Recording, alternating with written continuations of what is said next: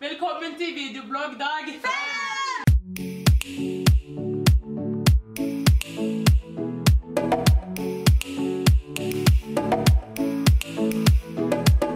Shawty's like a melody in my head that I can't keep out. Got me singing like na na na na every day's like my eyeballs like a replay.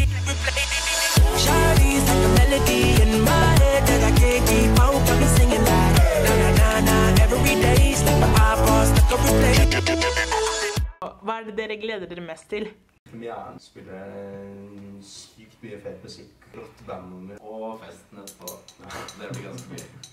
God stemning. Jeg er nødt til å se skuespillere og band og dansere og alle sammen bare komme sammen og kose seg på scenen foran en fullsatt sal. Det blir kjempegøy. Til alt er i orden. Hvorfor ble dere med i revyen? Jeg var med i fjor, og da synes jeg det var dritgøy. Det er god stemning, og Sandvika er jo kjent fra bra revy. Hvorfor ville du være revysjef? Burn.